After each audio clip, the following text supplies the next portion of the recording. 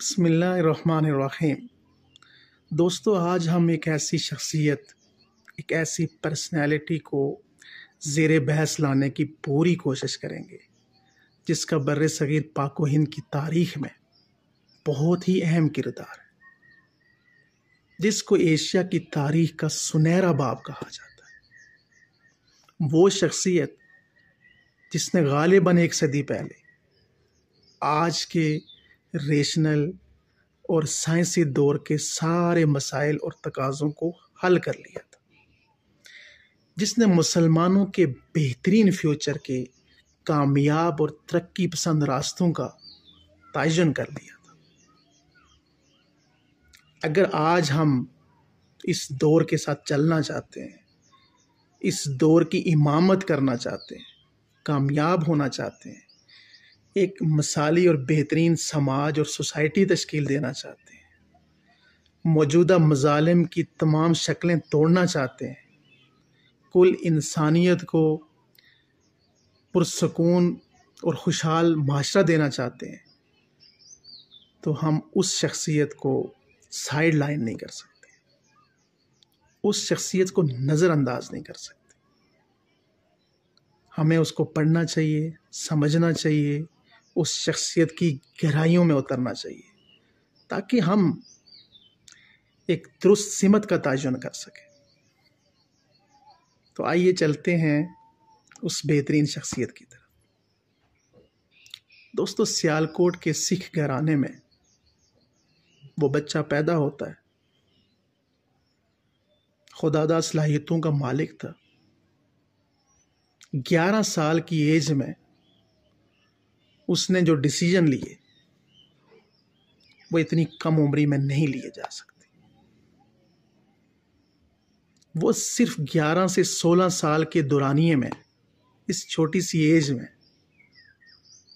حقائق کی تلاش میں تھا، سچائیوں کو تراش رہا تھا، وہ کسی منزل کی تلاش میں تھا۔ اس کے ذہن میں ابھی کچھ کنفیوزنگ، کچھ شبہات، کچھ شکوک ابھر رہے تھے۔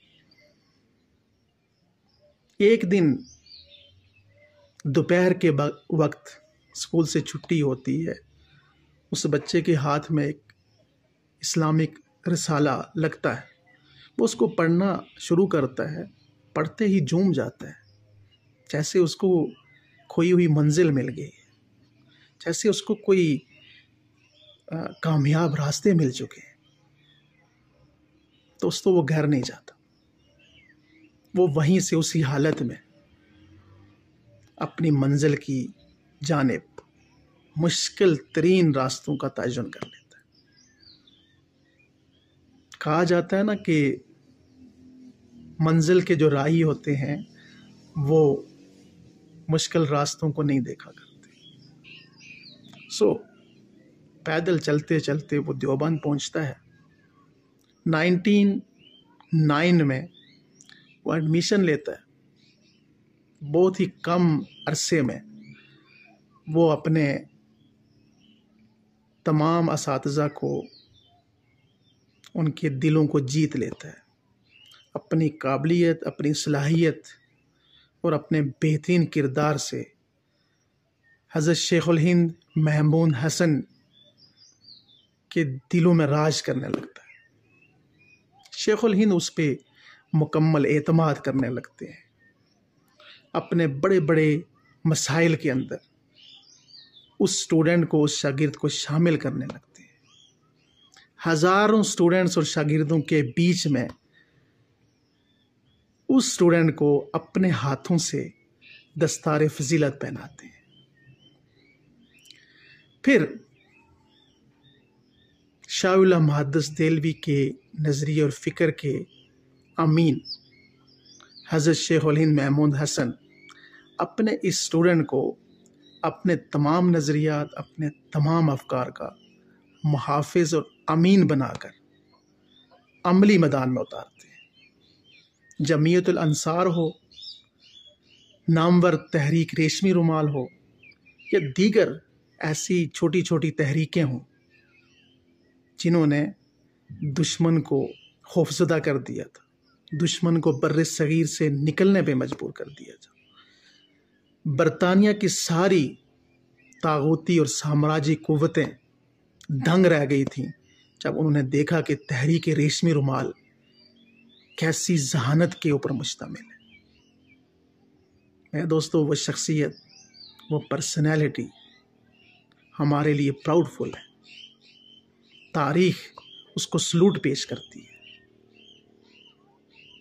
اس نے بر صغیر سے تمام انگریزوں کو نکالا، بر وقت ایسٹ انڈیا کمپنی کے تمام سازشوں کو، تمام چال بازیوں کو سمجھا اور اس کا حل نکالا، اور کامیاب ہو کر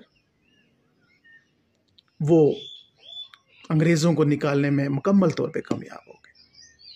استاذ اور شاگرد ابھی خاموش نہیں تھے، وہ اس خطے کو بدلنا چاہتے تھے، اس کی قسمت کو بدلنا چاہتے تھے، وہ دور کے تقاضوں کا کوئی حل تلاش کر رہے تھے۔ انہوں نے اپنے شاگرد کو افغانستان بھیجا۔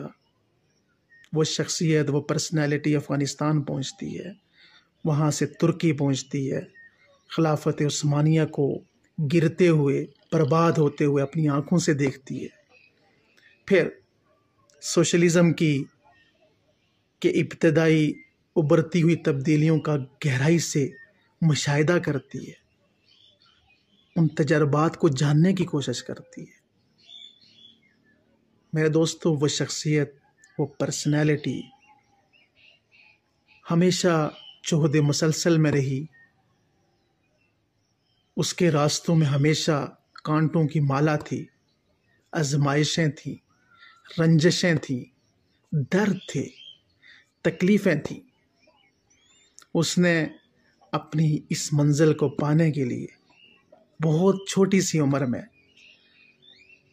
اپنی ممتا کی محبت کو خیر آباد کہہ دیا تھا، اپنے رشتوں کو چھوڑ دیا تھا، اپنے آبائی مذہب سکھ کو خیر آباد کہہ کے اسلام کو ایکسیپٹ کیا تھا۔ پھر وہ اپنے استاد شیخ الہند محمود حسن کی امیدوں پر پورا اترنے کے لیے مسلسل قربانیوں سے گزرتی رہی۔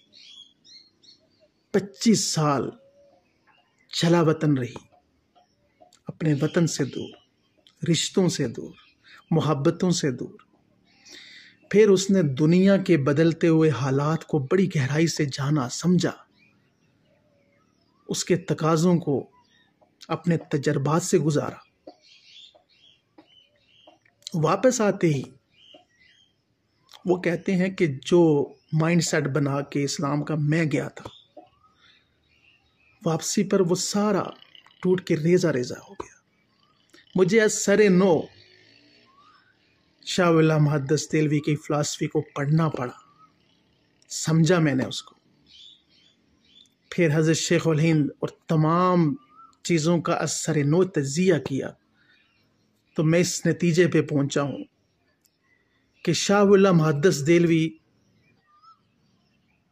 کی فلسفی جو حل پیش کرتی ہے وہ کہیں اور موجود نہیں ہے۔ مارکس اور لینن سے بہترین سوشلزم شاہ ولی اللہ محدث دہلوی کی فلسفی کے اندر موجود ہے۔ شاہ ولی اللہ محدث دہلوی کی فلسفی میں جو سوشلزم موجود ہے وہ دنیا کی مکمل رہنمائی کر سکتا ہے۔ اس کے اندر مذہب بھی موجود ہے، اس کے اندر ریشنل تقاضے، ان کا حل بھی موجود ہے، اس کے اندر سائنسی انڈسٹریل دور کے تمام مسائل کا متبادل راستہ بھی موجود ہے۔ اب وہ واپس آ کر مقامی مذہبی طبقے کو آگاہ نہیں کر سکتے، کیونکہ یہ مقامی مذہبی طبقے کے ذہنی سطح سے بہت اوپر کی باتیں تھیں۔ تو وہ مکہ مکرمہ میں بیٹھ کر اپنے ان نظریات کو محفوظ بناتے ہیں، اور ان کی خواہش ہوتی ہے کہ اس پہ ایک عملی جماعت وجود میں آئے اور ان نظریات پہ وہ ایک معاشرہ، ایک سماج تشکیل دے۔ تو الحمدللہ یونائٹڈ پاکستان ہی وہ جماعت ہے جو ان نظریات کے اوپر ایک بہترین سماج تشکیل دے گی اور دور کے تمام مسائل کا حل پیش کرے گی۔ اس شخصیت، اس پرسنالٹی کا نام ہے امام انقلاب حضرت مولانا عبید اللہ سندھی۔ ہمیں ضرور ان کو پڑھنا چاہیے، ان کو جاننا چاہیے، ان کو سمجھنا چاہیے، کیونکہ جب تک آپ پڑھیں گے نہیں، ان کی گہرائیوں میں نہیں اتریں گے، تو آپ میری باتوں پہ یقین نہیں کر پائیں گے۔ تو اس لیے ایک بار ضرور پڑھیے گا۔ Thank you so much.